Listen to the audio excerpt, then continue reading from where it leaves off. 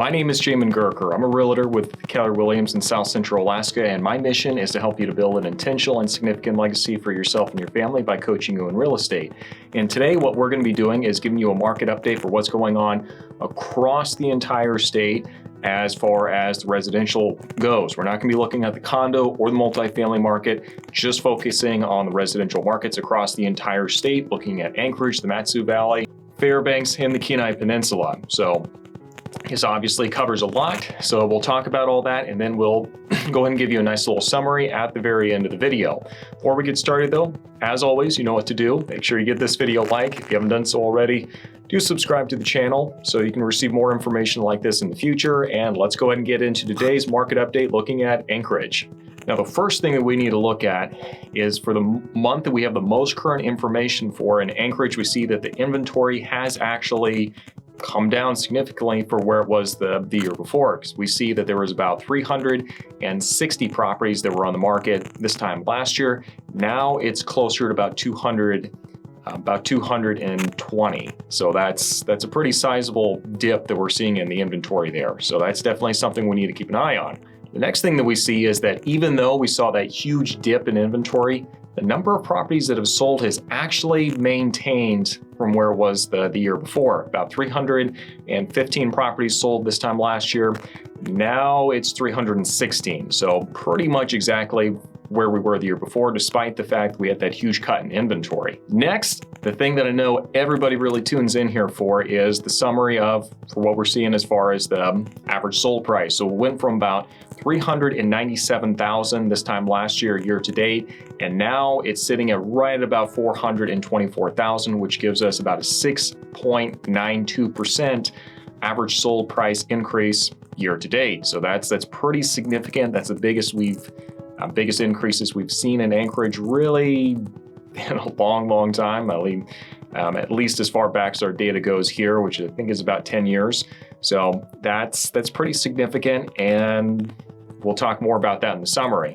The next market that we're going to look at is the MatSu Valley. Now, the MatSu Valley continues to be a great market to watch just because we have, number one, a lot of new construction homes being built out there because the local government's making it a lot easier to actually build properties out there than what you're going to find in the municipality of Anchorage. So you get all those new constructions out there, some inventory being created, and then you also get quite a few people that are moving from Anchorage out to the MatSu Valley as well. So in the MatSu Valley, what we see is that there's a slight dip in the inventory, not nearly as much as what we saw over in Anchorage, because this time last year, there's about 281 properties that were on the market, and now there's about 257. So yes, bit of a dip, but definitely not that huge, nearly by a third cut that we saw in inventory with Anchorage. The next thing that we need to look at is the number of properties that have actually sold. So this has gone up. Like I said, we do have people moving into the valley from Anchorage and just people trying to get into their first homes here. And so the number of properties that sold, even though inventory is down slightly, went from about 202 the year before to 222 the next year. So that is significant. That is an increase, and that is just kind of a big indication of what we'll talk more about in the summary. All right, now looking at the average sold price for properties in the MatSu Valley, we see that it went from about 301,000 to about 347,000 the next year. That's a big deal. It actually increased by over 15% for the average sold price year to date. And that's about what we would expect just with all the pressure that we have kind of coming in here, just from people trying to move to the MatSu Valley and trying to buy homes here because it is a desirable place to live. And that's about what we would expect for a long time. It's kind of been lagging behind Anchorage in the average sold price. It is starting to catch up though. So we'll talk more about that in the summary though. Let's take a break here real quick. For those of you who have been watching for a while, you do know that I have a relocation guide for people who are considering moving to Alaska and a seller guide for those of you who are considering getting your property on the market in the near future. If either one of these sound like they would be something that would benefit you, absolutely feel free to reach out to me. I'd be happy to send them to you. Just reach out to me on my website. Link for that is going to be in the description section down below and in the little comments section. Just make sure you put relocation guide or seller guide so I know what to send you. But yes, make sure you reach out to me about that, and let's go and finish today's video. Now, the next market we're going to look at is Fairbanks. Fairbanks is much smaller than what we're going to find with a lot of the other markets that we're looking at here. But we're going to take a look at it anyway, because I know we have a lot of folks kind of moving there just for the Air Force Base there. So what we see for properties in Fairbanks is that inventory did take a cut. It's not a huge pool to begin with. I believe there was about 52, 54 properties that were on the market back in the previous year. And this year, what we're seeing is it actually went to about 30, I think it was about 32 if I recall correctly. So you are seeing a pretty good cut there, but you're also not starting with a huge pool to begin with.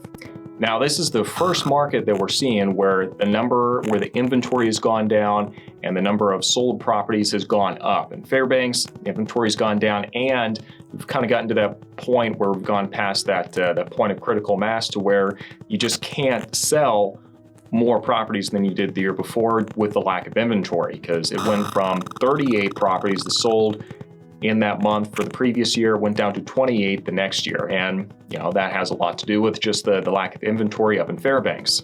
Lastly, what we're seeing for the average sold price is that it went from about $251,000 the previous year to about $286,000 for the next year, which gives it just shy of a 14% increase for the average sold price.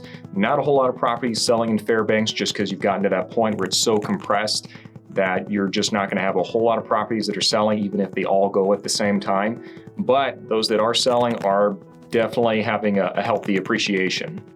Last but not least, let's take a look and see what's going on in the Kenai Peninsula. So the Kenai Peninsula went from about 257 properties that were on the market this time last year. Now it's 170. So that's obviously a pretty big decrease. It's kind of in line with what we've seen for the rest of the state though. Next, what we see is that the number of sold properties actually decreased as well, because like Fairbanks, it decreased as well, even though the trend in the other markets is that the number of sold properties has gone up, even though the number of total properties on the market has decreased. But yes, Kenai has actually gone down. It was 88 the year before, now it's 83. Not a huge difference, but it is the first time the entire last year that actually less properties sold on the market than the previous year. So yes, that's a trend we'll keep a close eye on. Now, for the average sold price in the Kenai Peninsula, we see that the average sold price this time last year was about $275,000. Now it's about $310,000, which means that we're right at about 13-14% increase for the average sold price in the entire Kenai Peninsula, which is about what we would expect with lower inventory and a higher demand. So just giving you a summary for the entire state, what we're seeing is across the board in most of the big markets is that the trend is continuing to be the same, that we have low inventory, high demand, average sold prices is going up. The biggest market with the most sizable market with the biggest increase is going to be the MatSu Valley. And just from my experience, that does kind of hold true, especially because they have a lot of the new construction out there. So their average sold price is starting to get a little bit higher and higher. You can still win in this market as a buyer, but you just have to make sure that you're getting the right property and you're not so overpaying for it that you're going to put yourself in a hole. Because my fear is that this is kind of a short period of time here with very specific circumstances, and I'm not sure these prices are going to hold with 100% certainty moving forward. They very well might, and they might just continue appreciating, but I suspect for some of them, they're so far out there and asking for so much. You could get it, it might appraise for that just because the appraiser just says, oh, what the heck? And what you end up doing is ended up having to stay in that property for a couple years longer than you wanted to, just because it wasn't worth what you paid for initially. So that's kind of my concern for folks that are moving in here. That's not to say that you shouldn't buy or to discourage you, but it is saying we need to be very educated buyers out there. And while everyone else is losing their mind and just coming up with creative ways to give away the farm, we need to be thinking more long-term to set you up for success. So it's not, 3-4 years down the road here and you're upside down and not being able to do what you want to do. So I sure hope this was useful for you. If it has, do make sure you drop me a comment down below. If you have any questions, feel free to reach out to me either on my website, on Facebook, or on Instagram, and be happy to answer you as best I can on any of those platforms. And thanks for watching, and we'll see you next time.